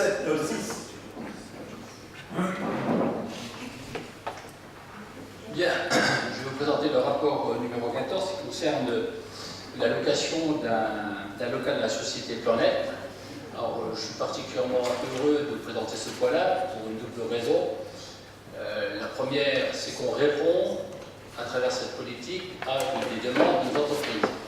Parce que depuis toujours, lorsqu'on rencontre des entreprises et qu'on les reçoit, qu'on discute avec elles nous feront part de deux éléments. Le premier élément, c'est l'aspect financier, c'est qu'elles auront du mal à obtenir le financement de l'entreprise. Et le deuxième élément, c'est qu'elles ont du mal à trouver des locaux lorsqu'elles s'appellent pour la première fois. Ça, c'est la première raison, donc on satisfait la demande. La deuxième, c'est qu'on a fait l'acquisition du bâtiment Lidl, mais aujourd'hui, il s'avère que ça a été une bonne acquisition, puisqu'on permet de répondre à une société qui va s'installer sur notre territoire. C'est la société Planète. Bien sûr, si le conseil en décide ce soir. C'est une entreprise de nettoyage, de sous-traiteur de blanchisserie, de maintenance de bâtiments et de signalité. Donc il pourra même intervenir sur notre territoire à la demande de certaines communes qui pourront faire appel à ces services. Ces sociétés souhaitent acquérir ou elles souhaitent louer 439 mètres carrés sur les 1200 mètres carrés potentiels du bâtiment. Et cela a été examiné par la commission et la commission a retenu le prix de 4 € hors taxe du mètre carré. Voilà ce qui vous est proposé. Il y a une provision sur charge, bien sûr, de 75 € parce qu'il y aura par mois des frais qui sont liés au commun. Et il y aura un dépôt de garantie qui est fixé à 2 mois de loyer. Comme je vous le disais, la commission, à l'unanimité, a donné son accord à l'allocation à cette société. Le bureau en a fait de même. Et donc ce soir, il vous est demandé d'autoriser le président à signer le bail avec la société Octespi. Oui, Roland. Vous imaginez bien que le sujet de la zone d'activité communautaire des Tongerons ne me laisse pas insensible. Il me laisse pas insensible pour plusieurs raisons. Je travaille sur un gros dossier pour le SMITU sur Thionville, Val-de-Fench. À tout moment, je prends toujours la précaution, et je prends toujours à tâche, et je l'ai fait encore vendredi dernier, sur une matinée, à recevoir les élus du Val-de-Fench, les élus de Thionville. Vendredi dernier, c'était de 8h à 10h, et pour ceux de Thionville, c'était de 10h, avec le maire de Thionville d'ailleurs, de 10h à midi. J'avais reçu, une semaine avant, un ensemble d'observations, ce qui me paraît tout à fait légitime. C'est un mode de fonctionnement normal quand on déroule et quand on travaille sur le territoire d'une autre commune. Je rappelais tout à l'heure le débat démocratique de 2014. Jusqu'à présent, il n'y a pas de vie nouvelle. Le maire d'Étanges pourrait le supporter au moins encore 2 ans. On en va le certain, avec son équipe. Or, je m'aperçois de quoi? De plein de choses. Mais avant de donner ces éléments, je voudrais dégrossir le débat. Parce que je connais ce qui va m'être rétorqué et j'anticipe. Alors on va me dire, tu crispes, c'est toi qui crispe, c'est Étanges qui crispe. Moi j'oserais vous dire quand même que des crispations, il y en a eu bien avant moi. Il y en a eu après moi, en 2014, dans la même vice-présidence, où on a été obligé de séparer 2 vice-présidents. Des crispations, il y en a eu d'autres également. Il y en a eu d'autres où moi je ne suis absolument pour rien, et personne à Étanges Grande. On ne s'est jamais présenté aux législatives, on ne s'est jamais présenté au sénatorial, on ne s'est même pas présenté à une vice-présidence. Crispation, et je ne parle même pas du nombre de départs importants d'employés de la communauté de communes. Jamais, jamais, jamais je ne me mêle des autres, et vous ne m'entendez jamais dire un mot. Vous ne m'entendez jamais dire un mot sur une commune voisine ou sur la gestion d'une commune voisine. Je m'aperçois en fin de compte que quelquefois on cherche à parler à mon nom. On fait des éco-meetings, je m'aperçois que je ne peux pas lui en vouloir, je le salue là-bas, c'est pas. On demande au maire de Putelange de parler d'Étanges Grande comme si moi j'allais parler de la citadelle de Rodemack. Honnêtement, quel est l'élu ici? Je vous regarde les yeux dans les yeux qui accepterait pas un. Je fais un rendez-vous à la communauté de communes, je quitte à 11h moins 10, on reçoit le représentant de Direct Cuisine, à 11h, le maire d'Étanges n'est pas invité. Le maire d'Étanges n'est pas invité. Le maire d'Étanges, par courrier, depuis 3 ans, propose des parkings de covoiturage, au moins pour 150 voitures sur cette zone d'activité communautaire, un blocus complet. Et après, on va me dire qu'on s'occupe de la mobilité. C'est pas une colère. C'est pas une colère, c'est simplement une vérité. Une vérité, les choses ont changé, je le dis clairement. Et vous pouvez tous prendre comme vous voulez, mais je vais vous dire, la zone d'activité communautaire d'Étanges Grande se fera avec Étanges ou ne se fera pas.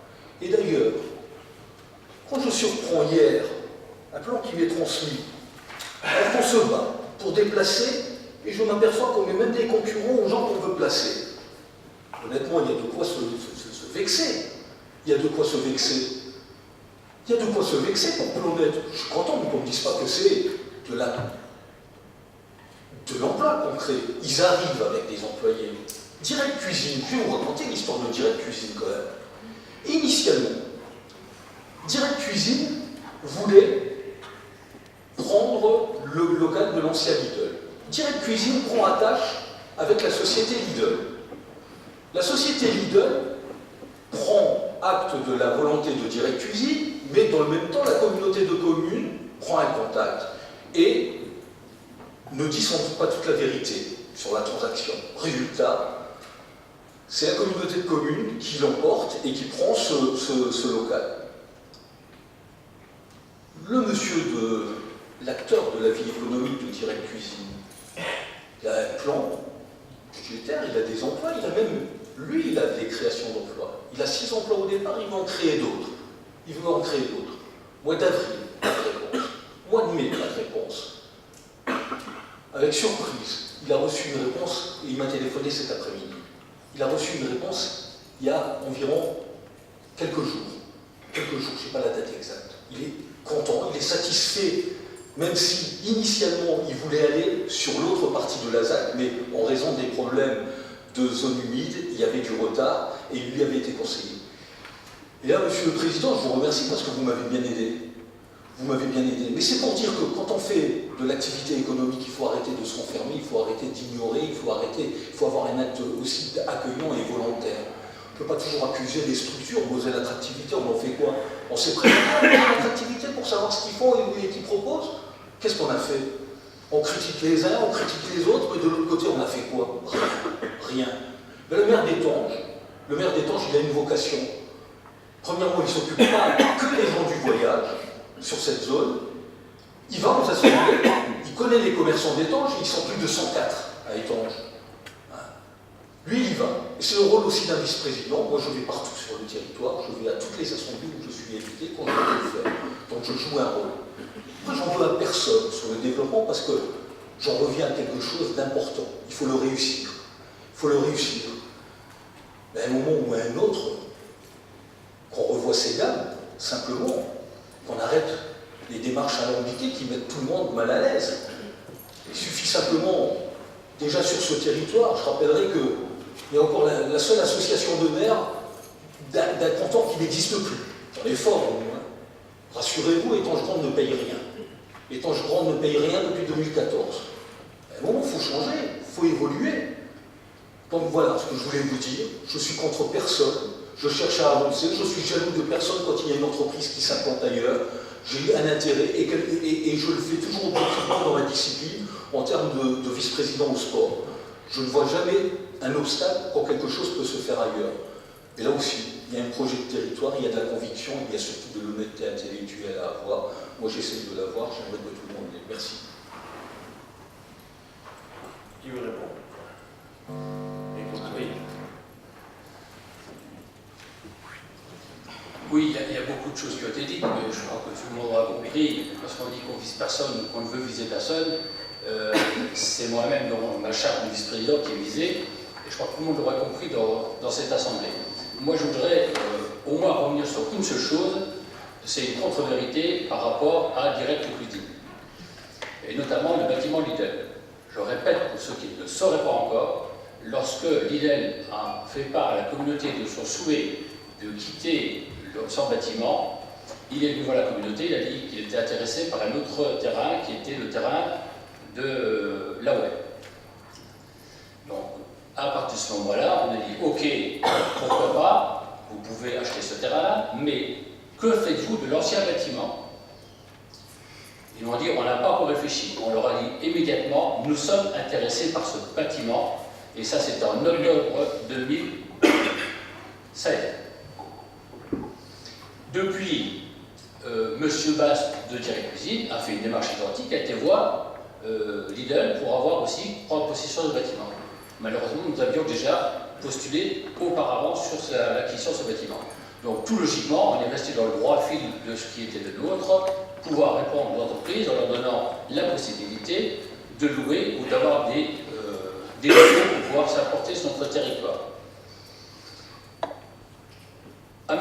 Bast de Direct Cuisine, on lui a immédiatement proposé, puisqu'il y avait effectivement des retards sur la nouvelle ZAC, la nouvelle zone d'étange sur laquelle il voulait s'installer, on lui a proposé de prendre location une partie de ce bâtiment de manière à ce qu'il ne soit pas pénalisé dans le premier temps. Ce qu'il n'a pas voulu, parce qu'il voulait absolument se rendre acquéreur d'un terrain. Avec le président, on a travaillé sur cette solution, sur une autre solution qui était celle de lui proposer un terrain immédiatement.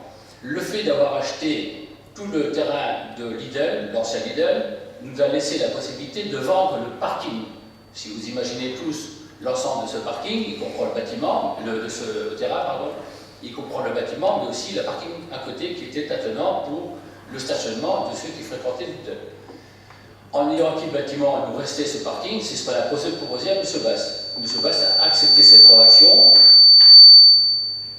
qui doit malheureusement encore être validée par le bureau, parce que c'est le bureau qui valide la proposition de cession de terrain. Voilà, donc on est en fin de règlement sur les deux possibilités. Un, l'acquisition du bâtiment Lidl pour le mettre à disposition d'entreprises qui souhaiteraient s'y installer sur notre territoire. Et la deuxième, de satisfaire la demande de M. Basse en lui offrant la possibilité de construire un bâtiment sur le terrain qui jouxte le bâtiment d'ancienne Vidette. Voilà, je ne voudrais pas en revenir plus. Comme le disait le président tout à l'heure, on s'est déjà largement exprimé sur tous ces sujets, sans y revenir une nouvelle fois. Oui, juste une question, comme là, on parle à la fois d'un bail commercial pour le bâtiment et on parle de l'implantation de Direct Cuisine sur le parking. Moi, je m'interroge savoir les gens de la société Planète qui vont venir travailler, où est-ce qu'ils vont se garer du coup? Parce que c'est important, c'est quand même... on a déjà des petits problèmes de parking, effectivement, un peu dans toutes nos communes. Donc c'est juste savoir si on donne le parking, quelle est la solution pour ces employés pour les employés de Planète? C'est tout simple, il reste encore toutes les places de parking à l'arrière du bâtiment l'IDEM. Et on a encore des possibilités d'extension, parce qu'il y a encore un espace vert là, on peut encore aménager des places de parking. Donc de ce côté-là, on sera largement dans les clous, on aura encore pratiquement une quarantaine de places de parking disponibles pour accueillir des gens qui s'assureraient sur l'ancien bâtiment. Est-ce que quelqu'un veut réagir sur ce point? Oui, je rappellerai que chacun comprenne, quand vous avez une zone d'activité communautaire, vous pouvez prendre des choix à votre place. C'est pas très démocratique, hein. Ça s'appelle de l'ingérence. De l'ingérence.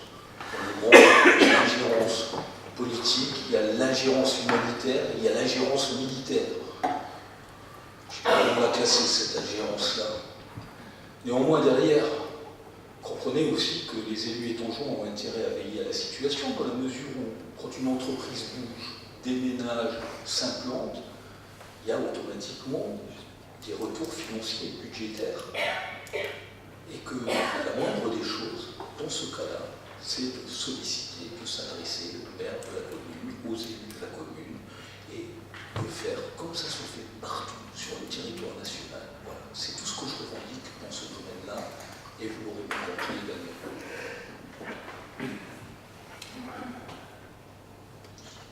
La réponse à la question que tu viens d'évoquer est plus simple. Ça fait depuis au moins 1 an et demi qu'on est dans cet esprit-là, puisque le maire d'Étanges participe à la fois à un comité de pilotage tous les 15 jours pour examiner à la fois les commercialisations des terrains, mais aussi l'évolution du dossier, mais aussi notamment du dossier de Loire-sur-Loup, parce qu'il est très important sur la zone de Étanges, mais il est aussi sur la zone de Calfen. Donc on rentre vraiment en difficulté pour faire aboutir ce dossier. Donc il n'y a pas d'ingérence, on est vraiment dans un esprit constructif avec l'ensemble des services pour que les élus sur lesquels se trouvent des zones d'activité, pour les associer pleinement. C'est le cas sur Belmerange aussi, et c'est le cas sur Pelletrange. Donc on associe les maires des communes concernées, et encore plus le maire d'Étanges-Brandes, à travers le comité de pilotage qui se tient tous les 15 jours, ainsi qu'à la commission de développement économique à laquelle il siège depuis quelque temps. Y a-t-il encore une intervention sur ce sujet? Je vais conclure en ce vote, mes chers collègues, si vous voulez bien. Le développement économique, c'est pas toujours facile. C'est pas toujours facile, vous savez, même les acteurs de la vie économique, des fois, avant qu'un projet germe dans leur tête et se finalise, ils passent des fois par différentes étapes eux-mêmes. Mais je crois que l'intérêt général, je vais parler d'intérêt général parce que c'est l'intérêt de la communauté de communes. C'est l'intérêt de la commune et ça a été rappelé à juste titre, une commune qui a une entreprise qui s'installe sur sa commune va percevoir des revenus supplémentaires. La communauté de communes en percevra aussi. On est sur une ZAC communautaire, pas 2, mais 1 Étanges. C'est les terrains de la communauté de communes. Les permis de construire, c'est le maire de la commune qui les signe. Donc ça veut dire que si on ne travaille pas tous ensemble, je veux dire, on ne va jamais avancer. Et que c'est ces acteurs de la vie économique qui, à un moment donné, vont se retrouver entre le marteau et l'enclume. Et je crois que ce n'est pas notre intérêt. Alors moi, j'entends les paroles des uns et des autres.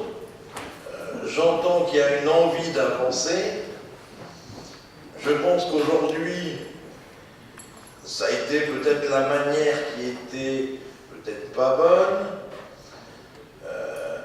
On a mis en place, et d'ailleurs, je vous en parlerai à la réunion des maires, mes chers collègues, la semaine prochaine, et ça peut expliquer, par exemple, que mon ami Émile Reicher ait eu un courrier en copie d'une réponse à un de ses habitants, c'est que on a décidé d'associer et de travailler autrement dans le cadre des compétences et des délégations des vice-présidents qui rencontrent une association, qui rencontrent une entreprise, que lorsque le maire, mais je vous expliquerai tout ça en détail la semaine prochaine, que lorsque le maire ramène une entreprise ou ramène une association ou sollicite la communauté de communes, qui soit mis dans la boucle.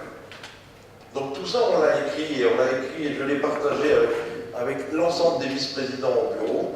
Et donc cette nouvelle manière d'opérer, qui est en vigueur pour nous au bureau depuis mardi dernier, donc depuis une semaine, devra aussi faciliter les choses. Je crois que notre intérêt à tous, et même si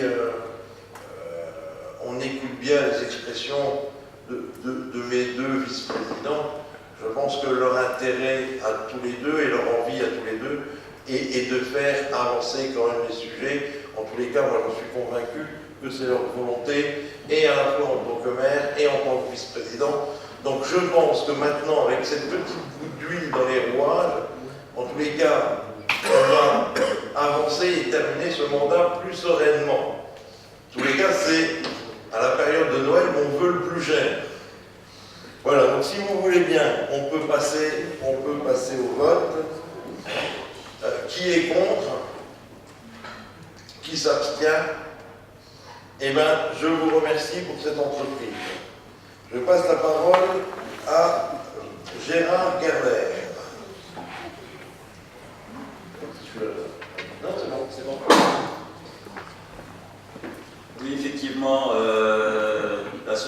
l'association Éclos a fêté le 16 septembre dernier ses 20 ans d'existence, le 20e anniversaire, et a organisé une belle fête à cette occasion. Fête qui a occasionné quelques frais, donc ils nous ont sollicité pour qu'on puisse participer financièrement à hauteur de ces frais. Donc on a regardé un petit peu au niveau de ma commission ce qui se faisait au niveau de la communauté de communes.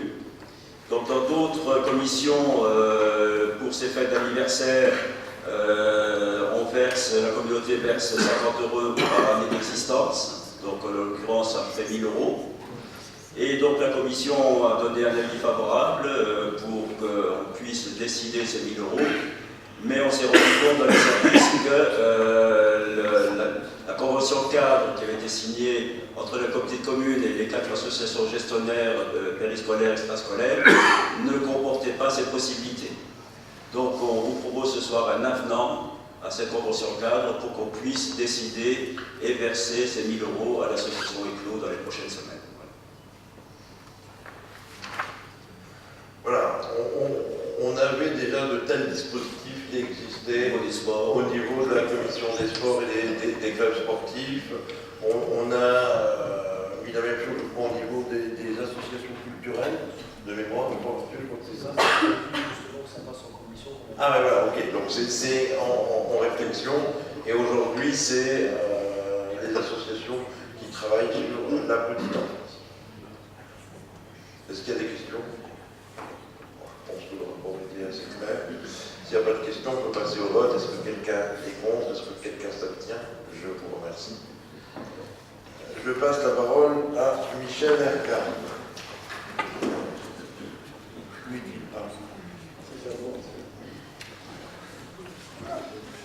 Oui, donc merci Président. Le point 16 concerne l'adoption du programme local de prévention des déchets assimilés. Donc, dans les annexes des documents qui vous ont été envoyés, vous avez le détail de ce programme. Ce qu'on peut constater, c'est que sur le périmètre du Cidélan, les ratios de de flux de déchets générés par personne et par an sont assez nettement supérieurs à la moyenne de la moyenne lorraine. Ce qui a conduit le CIDELON à faire ce genre d'analyse et d'essayer de trouver comment améliorer ces ratios.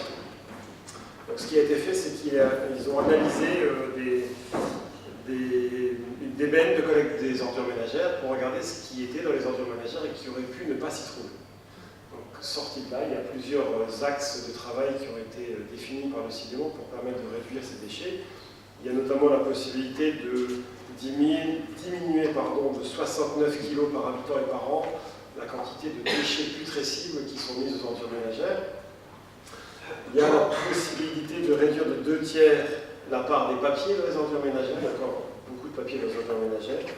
Il y a aussi la possibilité de réduire de 10% la part des plastiques dans les ordures ménagères, soit 6 kg par habitant et par an. Vous voyez qu'il y a tout un détail qui a été fait par le CIDELON avec des actions, il y a des fiches actions qui sont liées aussi à ça, dans le but de réduire les déchets enfouis et de valoriser un maximum de déchets, ce qui est l'objectif du CIDELON et de la communauté de communes et de sa commission environnement.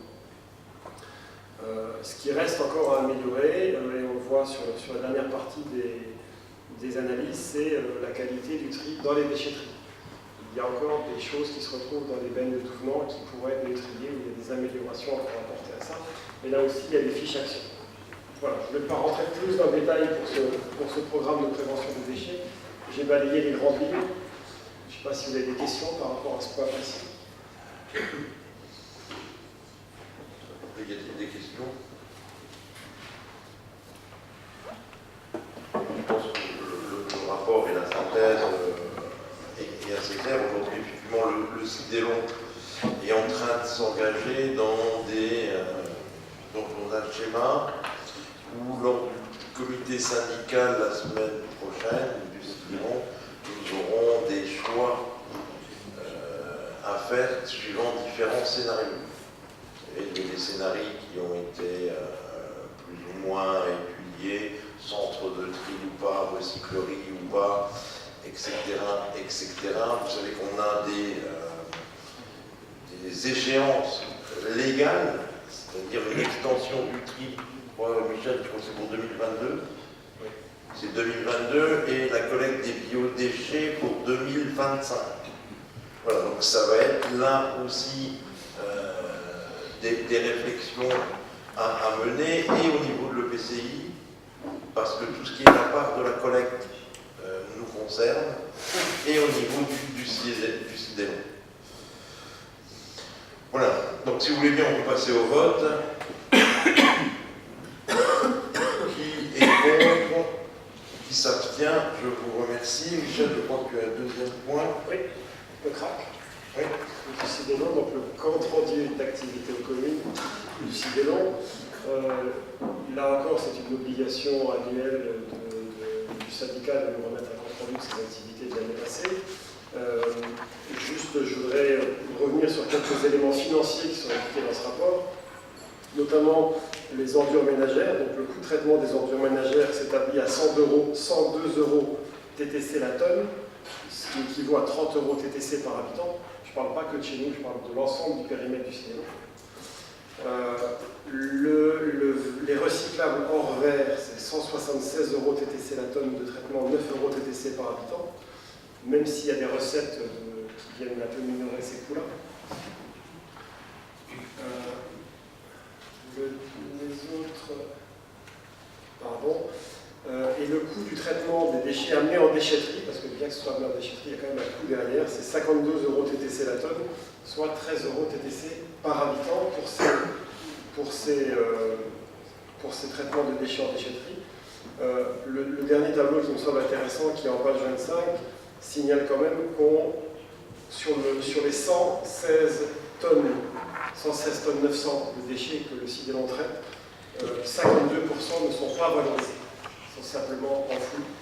Et il n'y a que 48%, donc 56 tonnes, qui sont valorisées. Il y a encore du chemin à faire pour arriver, je pense, à l'objectif de la loi qui est de 70% de déchets valorisés à l'horizon, je ne sais plus, c'est 2022 ou 2030. Voilà, le rapport est assez touffu, donc je ne vais pas vous le lire en entier, je pense que les éléments financiers sont ceux qui parlent le plus. Et voilà, donc ça, ce que vient de dire Michel, ça complète ce que je disais avant, c'est-à-dire qu'effectivement, il faudra qu'on valorise un peu plus, et donc la réflexion, c'est pas entériné, donc je le dis bien, ça va être les débats de la semaine prochaine au Sidélon. Mais c'est de travailler avec les autres syndicats de Moselle et en partenariat avec Aganis ou avec le CIDEM, où d'un côté on leur apporte un certain des biodéchets, à d'autres on leur apporte des choses à brûler, parce qu'Aganis avant tout eux brûlent et récupèrent l'énergie pour faire du chauffage urbain. Et sur le syndicat du Sidélon, on ferait le tri et on récupérait donc le tri du CIDEM et une partie du tri de Metz Métropole. Donc voilà aujourd'hui la réflexion du Sidélon, parce qu'aujourd'hui, il faut quand même savoir qu'on enfouit encore une partie, qu'on a un tout petit peu de chance parce qu'une partie de ce qui est enfoui est valorisée. Donc on a la TGAP, qui quelque part, je simplifie, la taxe sur les ordures et sur ce qu'on ne valorise pas, qui est diminuée en ce qui nous concerne, donc on paye encore un peu moins. Je ne suis pas sûr que ça va durer dans le temps. Donc il est urgent qu'il se passe quelque chose dans le nord de Moselle en matière de valorisation des déchets. Si vous voulez bien, on peut passer au vote. Voilà, donc si vous voulez bien, nous arrivons au point numéro 18, et donc avec Roland, avec Roland et d'autres élus, nous avons reçu la société qui gère notre piscine, et nous vous proposons de reporter le vote du rapport annuel de la DSP. C'est-à-dire qu'aujourd'hui, nous avons beaucoup discuté avec la société qui gère la piscine sur un ensemble de questions et de problématiques et de gestion du site. Et donc nous n'avons pas trop abordé cette question-là. Et donc je vous demande qu'on puisse le reporter. Roland, est-ce que tu veux rajouter quelque chose sur la piscine? Non, je crois que c'est préférable, simplement, à 7 heures. Voilà, donc si vous voulez bien, dans les divers, je vous avais dit que je voulais évoquer avec vous la réunion qui s'est tenue sur le pôle métropolitain. Mon cher Michel Sauvert est-il là?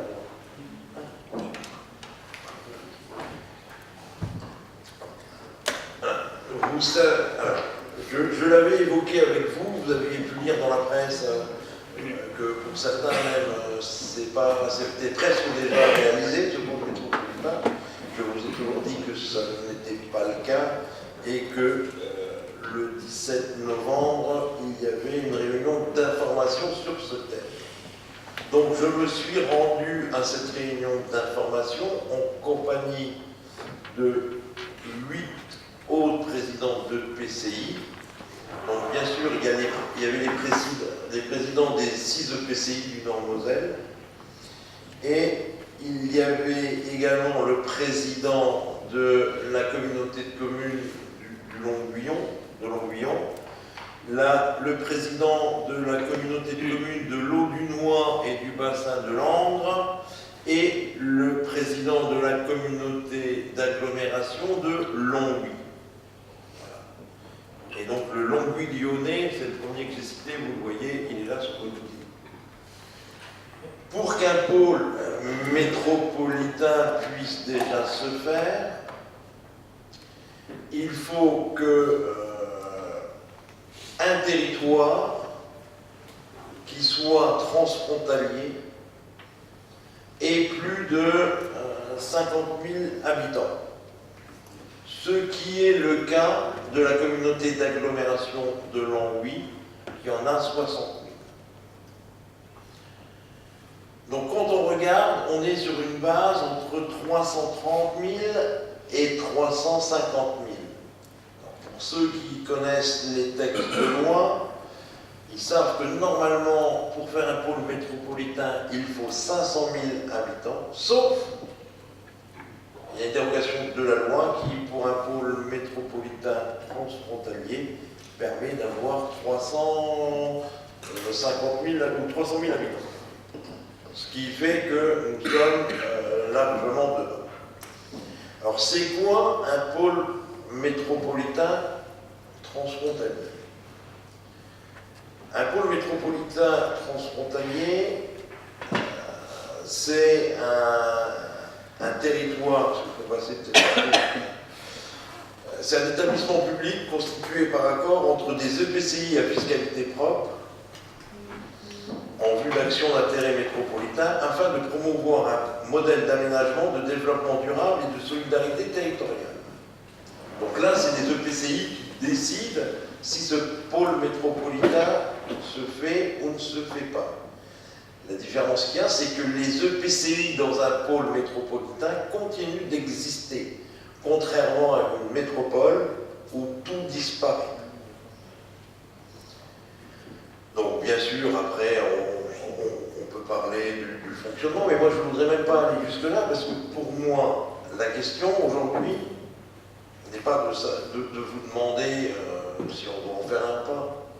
La question est de savoir si on peut continuer, si on est d'accord que je continue à aller à ces réunions de présentation et de préparation pour savoir un peu plus ce que mes collègues souhaitent faire de ce pôle métropolitain.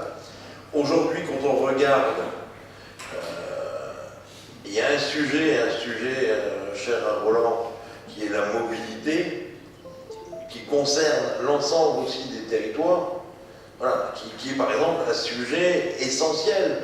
Quand je l'évoquais, Katia Genémation me disait, mais il faut peut-être aussi regarder un sujet tel que l'IUT. L'université, c'est vrai qu'on ne peut pas regarder juste à la petite université sur Thionville, on doit avoir une vision plus grande. Donc il y a un ensemble de sujets qui ont été listés par ceux qui ont préparé ce diaporama: mobilité et transport, l'organisation du travail, l'accès aux soins, l'offre culturelle, l'enseignement supérieur, l'économie du territoire frontalier, la petite enfance.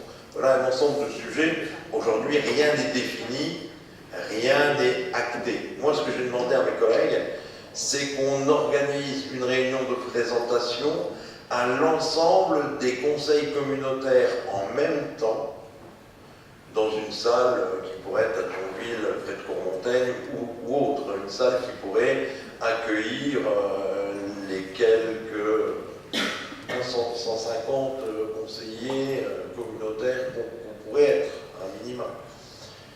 Voilà. Aujourd'hui, personnellement, ça me paraît important de continuer à participer à cette réflexion. Il y a beaucoup de choses à finaliser et il y a un peu plus d'éléments qu'on doit vous donner, parce qu'il faut savoir surtout aussi ce que certains attendent. Je sais que alors là, il y a une erreur. Le siège social serait au sein de l'EPCI le plus peuplé. Ce n'est pas le cas.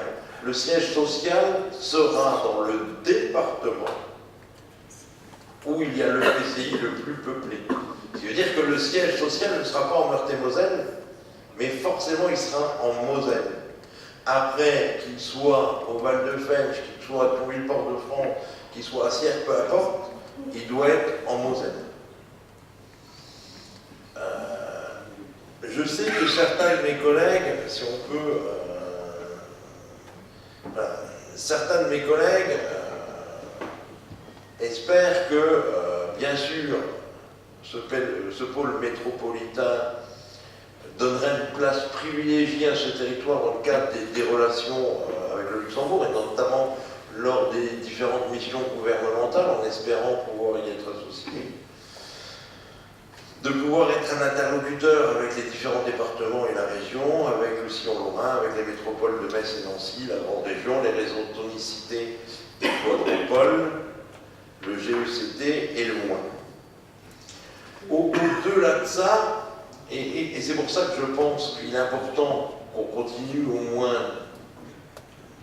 d'assister à ces réunions de préparation, il est important de défendre ce qui nous embête le plus.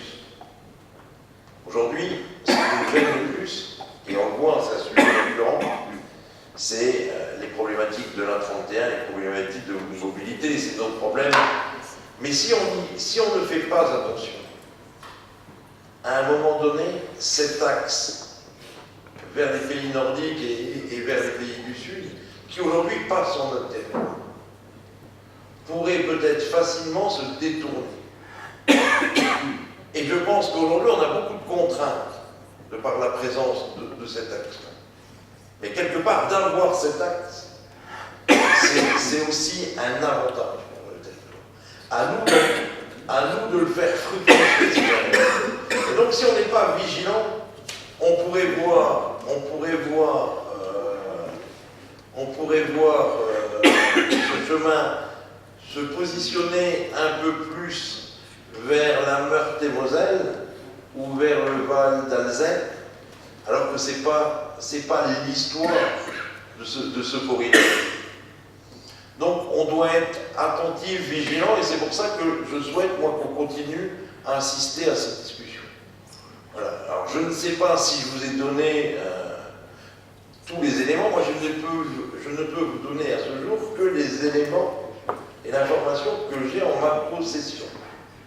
Aujourd'hui, les débats sur le pôle métropolitain au sein des 9 présidents n'a pas été plus haut que ce niveau d'information et aucune décision n'a été prise. Certains voulaient aller très vite, certains voulaient qu'à l'issue de la réunion du 17 novembre, on annonce la création du pôle métropolitain.